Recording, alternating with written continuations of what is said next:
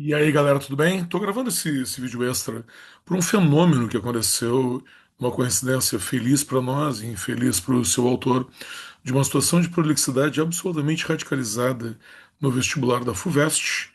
Prolixidade, aula da semana passada, tá ligado? A quinta aula do ano, que levou o aluno que cometeu a prolixidade a tirar zero na redação. Talvez você já deve ter visto.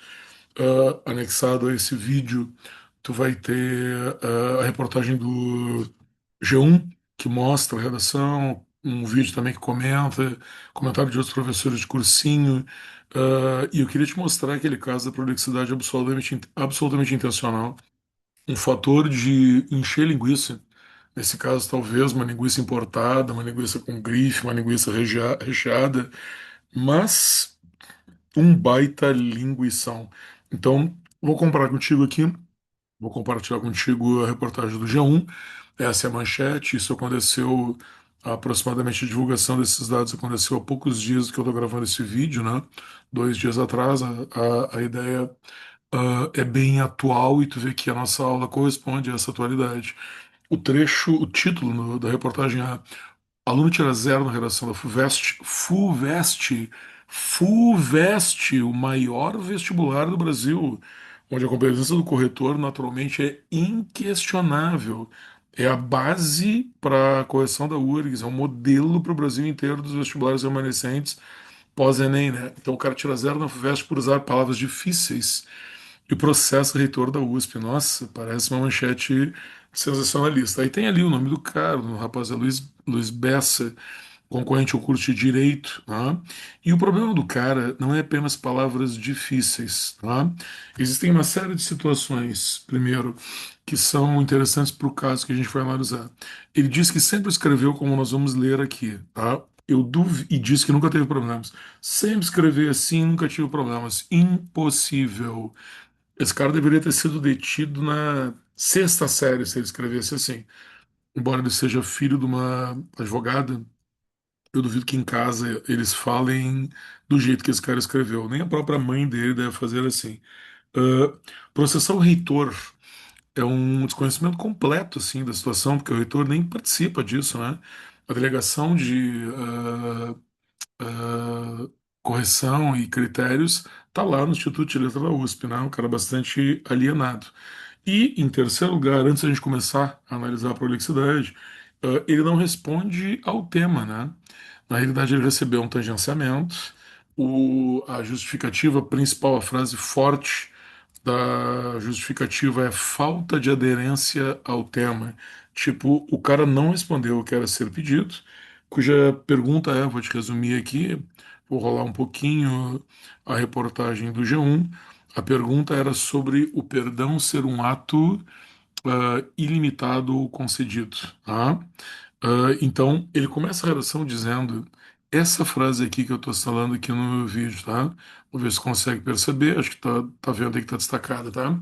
Essa é a primeira frase da redação do cara que vão seguir dezenas de outras nesse estilo. Ele diz: perpasse em altivez pela procela a grandiloquência condoreira, em cuja máxima aforismática revela a tétrica languidez do sofrer recôndito. Primeiro, existe realmente uma série de palavras complicadas, mas tu vê que tem um problema sintático. Dá para fazer um curso de análise sintática com a frase desse cara, que alguém poderia dizer, tá, então ele é genial, ele fez uma frase super legível. Cara, mas o parnasianismo já acabou, né? Não adianta tu fazer uma frase difícil, quase ilegível e, sobretudo, pior que os parnasianos, que me perdoe, I love be like, sem nenhum sentido, e muito menos referente ao tema. Tu vê que ele nem mencionou o tema nessa frase. Perpassem altivez pela procela, a grande eloquência condoreira. Aqui, ó, a grande eloquência condoreira é o sujeito da frase. E depois vem a embaração adjetiva. Então, na ordem, essa grande eloquência condoreira, seja lá o que queira dizer, aí vem a oração adjetiva, em cuja máxima aforismática revela a tétrica languidez, preguiça do sofrer recôndito que é distante, perpassem altivez pela procela. Tipo, a grandiloquência condoreira perpassa altivamente orgulhosa pela procela. O que que isso quer dizer? Tá?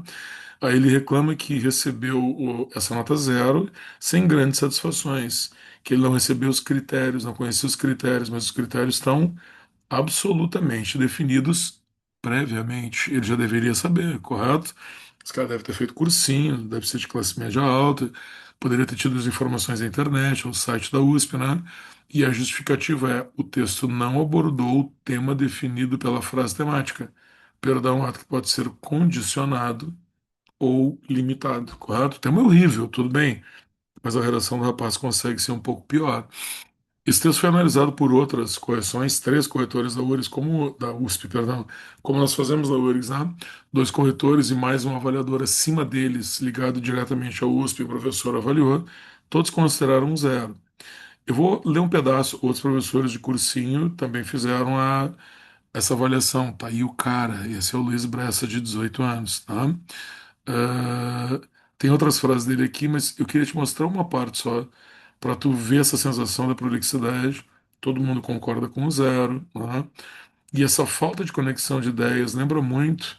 Estou te mostrando aqui toda uma reportagem muito legal. Essa reportagem aqui vai te dizer que o excesso de erudição, um dos professores, né, prejudicou o aluno. Eu não considero excesso de erudição, porque erudição é uma coisa positiva. Entendeu? A erudição quando tem muito conteúdo. E aqui o cara jogou referências que não tem nenhum sentido. Nós temos aquela frase, né? Perpassa em altivez, pela procela, grande eloquência condoreira e máxima aforismática que revela a tétrica languidez. Aí ele fala de Jaimila de Almeida concebe a visão das plantas valer-se a episteme lírico-narrativa de concepções hermenêuticas historiográficas, as quais decorrem da dialética antagônica e maquiavélica ao posturarem a teleologia odierna. O que isso tem a ver com o tema? Sobre essa perspectiva, Ferdinand Saussure preconiza a relação simbiótica entre o significado e o significante a partir da coesão engendrada pelo domínio tradicional concomitante ou coercitivo. Tipo, ele não falou do tema ainda. Entretanto, à medida que impera a dinamicidade, fragilizam-se axiomas em difusas postulações. Nesse ínterim, ressoa sofreu o reconde da fragmentação identitária ao se definir, ao se concernir ao perdão, significado, múltiplos significantes, o condicionamento e limitação, em razão da violência simbólica ou da tecnocracia. Cara, eu não entendi nada até agora, tu entendeu? Por que que ele mencionou Djamila? E aí vem uma coisa importante que já começa a me, a me fazer concordar com a falta de aderência ao tema. Por que que ele mencionou Djamila, que não vai aparecer depois, o Socir, que não vai aparecer depois? Porque depois, quando chegar aqui, ele vai falar sobre outros caras, tipo assim, ele menciona o Bourdieu nessa linha, e ele diz, articula a dialética bourdiana de Pierre Bourdieu. Pleonasmo, vamos combinar, tu entendeu? E depois ele não retoma mais esses elementos. O texto está todo aqui, depois você pode ler, não vou te castigar com isso. Mas esse é talvez um dos maiores casos de prolixidade programada, obrigatória, talvez uma tentativa simplesmente midiática de aparecer, de contestar valores da correção, né? Lembra que nós falamos isso na aula de prolixidade? Às vezes o cara faz de propósito, ele acha que ninguém vai ler. Talvez fosse o caso, né? Se desse uma nota boa para ele, ele diria: eu não escrevi nada com nada e me deram uma nota boa para contestar a correção. A correção o penalizou muito criteriosamente. Apesar de ele retomar a palavra perdão, algum corretor talvez pudesse até discutir, porque ele menciona a palavra perdão, mas nessa redação, que a gente não sabe se ele não decorou, né? Ele pode ter decorado e substituído a palavra perdão para usar esse texto em qualquer situação. Essa é uma outra grande desconfiança, porque as referências não estão associadas com perdão.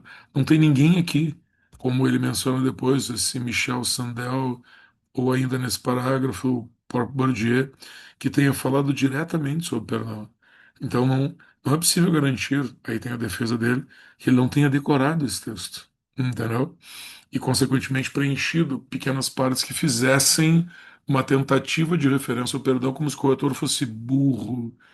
Isso é uma coisa que dá muita raiva no corretor. Embora discutível pela referência à palavra perdão, o zero, pela nítida tentativa de enrolar, de te meter uma linguiça, é justificável.